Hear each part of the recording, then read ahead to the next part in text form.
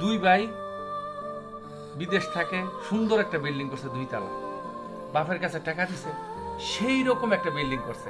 দুনু ভাই বিয়া করলো, বড় ভাই নিচে থাকে, ছোট ভাই উপর তলায় থাকে। সমস্যাটা কোন জায়গায় সৃষ্টি হয়েছে?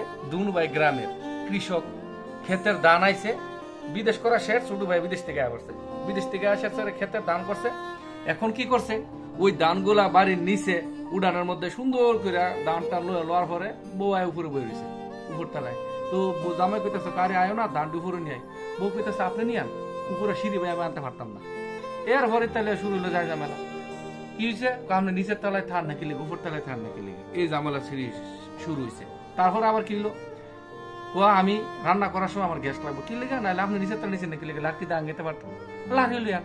এখন জামাই কইতাছে কয় না 2 জন লাঠি লেগে, এখন বউ কয় না তুমি আলিয়ে দিবা, যত কাম আছে নিচের তলা যেতে গেলে জামাইয়ের হুকুম দে। এরপর এক পর্যায়ে ওই ছোট ছেলে না পারে বাবার কাছে গিয়ে কইতাছে আব্বা, আমার আব্বা তুমি একটা কাজ করো, তুমি আমার একটা উড়ানের কুনা দা, টিনের ঘর তুলে দাও, ভাই 2 তলার মধ্যে থাকতাম না, 2 তলায় কোনো শান্তি নাই। বাইরে বিদেশ থাকেন যাওই করেন, যৌথ পরিবারে থাকেন, ভাইয়ের জন্য ভাই কলিজাতে ভালোবাসা দেন, একসাথে গরু উড়ায়েন না।